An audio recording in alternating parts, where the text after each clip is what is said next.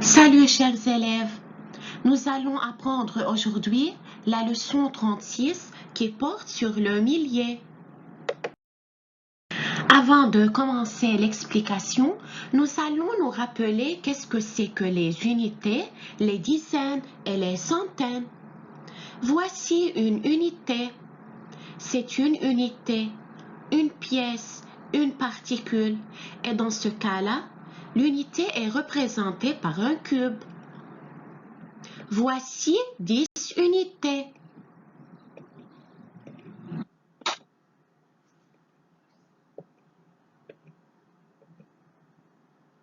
Si vous additionnez ces unités, vous allez obtenir 10. Et si vous les reliez les unes aux autres, à vous d'obtenir un paquet de 10 appelé dizaines. Donc, une dizaine est égale à 10 unités. Voici 10 dizaines.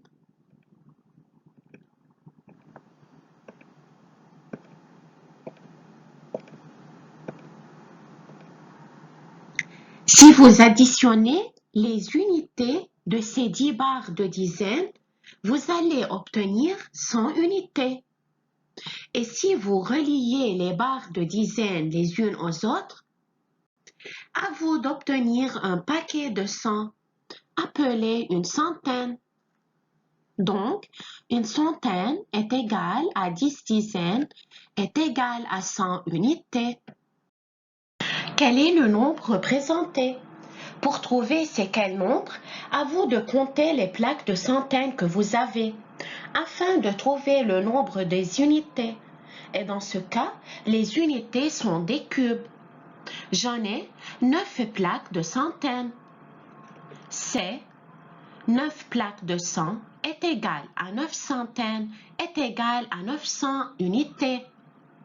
Si j'ajoute à ces plaques de centaines une autre plaque, quel est le nouveau nombre représenté?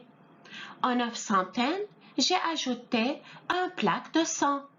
C'est 900 plus 100 est égal à un nombre qui est formé de 4 chiffres et qui s'écrit de la façon suivante.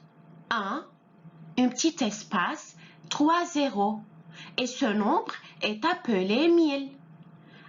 Le nombre 1000, il est égal à 10 centaines, est égal à 100 barres de dizaines et il est formé de 1000 unités. Prenons l'exemple suivant.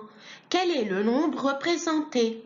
Nous allons commencer à compter les plaques.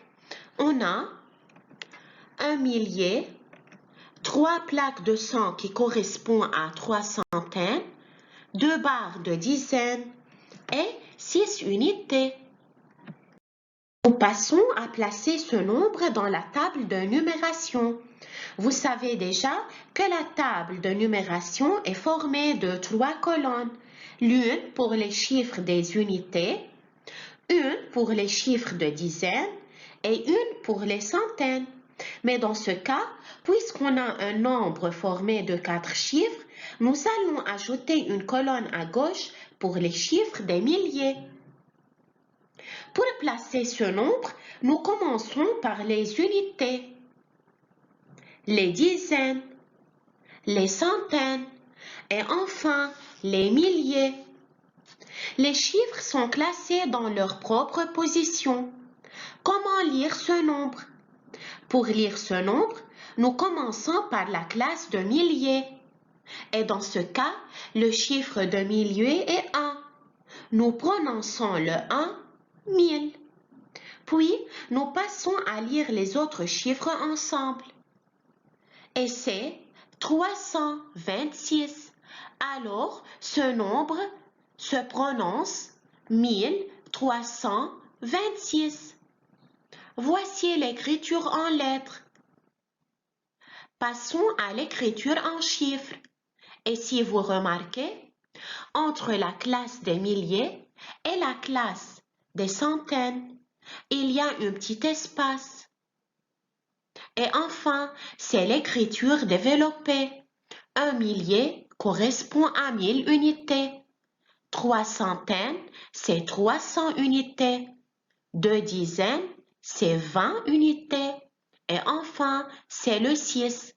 Ou bien, on peut écrire l'écriture développée sous cette forme-là. 1 millier, 3 centaines, 2 dizaines, 6 unités.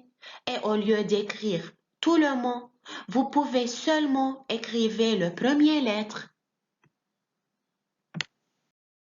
Voici quelques notions à apprendre. Pour trouver un nombre qui en précède un autre est égal à ce nombre moins 1. Prenons l'exemple suivant.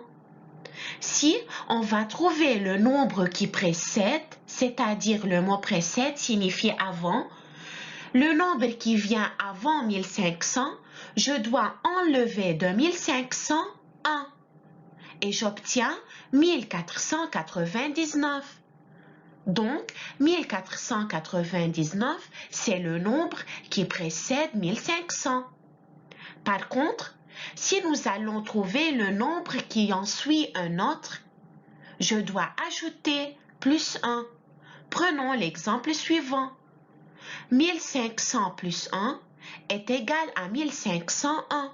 Alors, 1501, c'est le nombre qui suit 1500.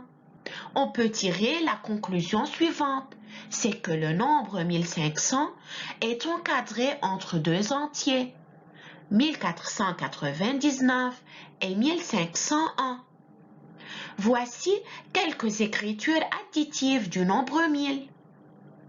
Pour obtenir 1000, je peux additionner 500 plus 500, ou bien répéter le nombre de 150 4 fois.